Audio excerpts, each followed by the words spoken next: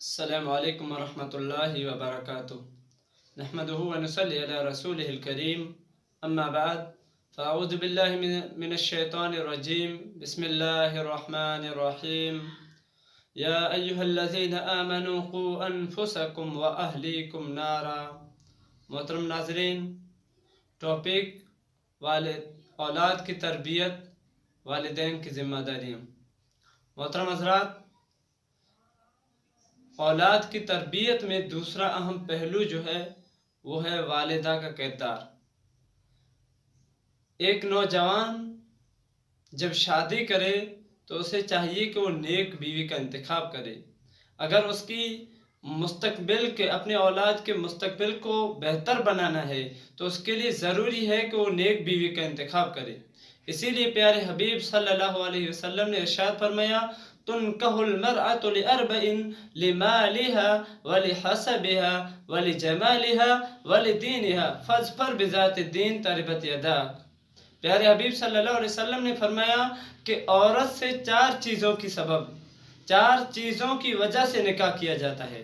Number 1، تنکح المرأة لأربع لمالها، اس کے مال کی وجہ سے، وَلِحَسَبِهَا، اس کے حسب و نسب اور خاندان کی وجہ سے، وَلِجَمَالِهَا، اس کی خوبصورتی کی وجہ سے، وَلِدِينِهَا، اور اس کے دین کی وجہ سے۔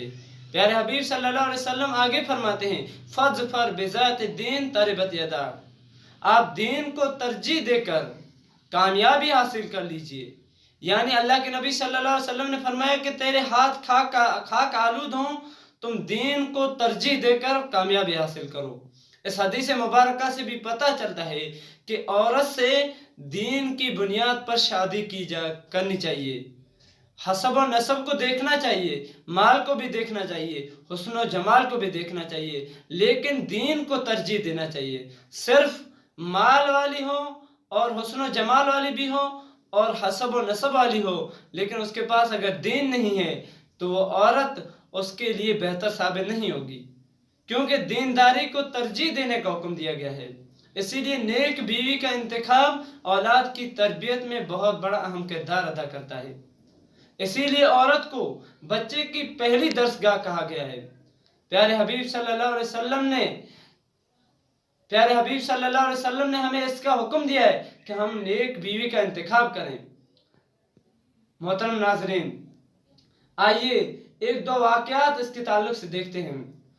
ڈاکٹر مصطفیٰ سبائی فرماتے ہیں، اپنی ایک کتاب میں ایک واقعہ نقل کرتے ہیں کہ ایک نوجوان تھا، اس نے چوری کی اور چوری کر لی تو پکڑا گیا، اور جب پکڑا گیا تو شرعی عدالت میں لایا گیا اور عدالت نے اس کا ہاتھ کاٹنے کا حکم دیا۔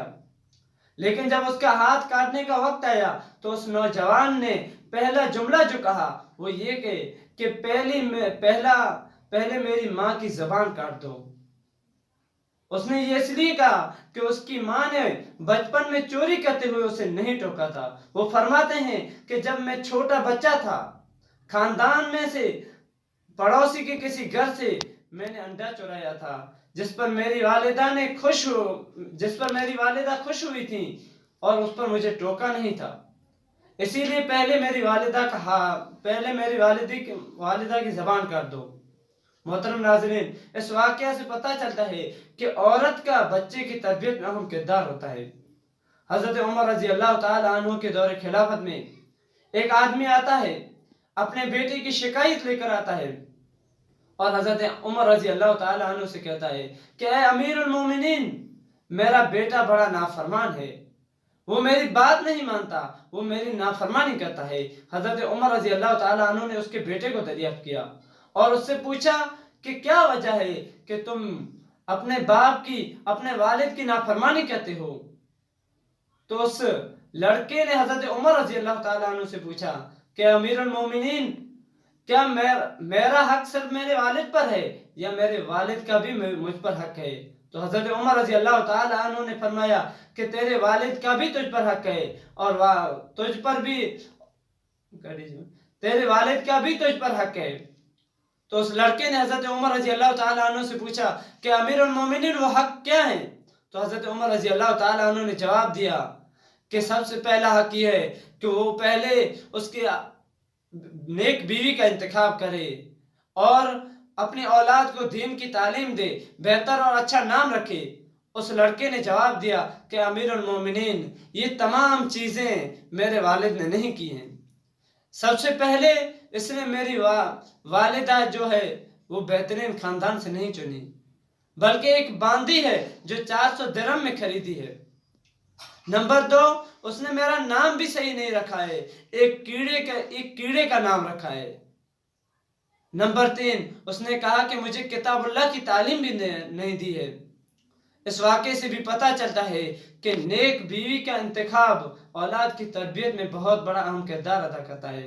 मोहतरम नाज़रीन, हमें चाहिए कि हम नेक बीवी का इंतखाब करके अपनी औलाद को बेहतरीन बनाएं। अपनी औलाद की तरबियत का जो अहम किरदार है वो नेक बीवी का है। आखिर में अल्लाह ताला से दुआ है कि अल्लाह ताला हमें अपनी औलाद की बेहतरीन तरबियत करने की तौफीक अता फरमाए। अल्लाह ताला हमें नेक बीवी का इंतखाब करके अपनी औलाद का मुस्तकबिल बेहतरीन बनाने की तौफीक अता फरमाए। आमीन सुम्मा आमीन। व आखिरु दावाना अनिल हम्दुलिल्लाहि रब्बिल आलमीन।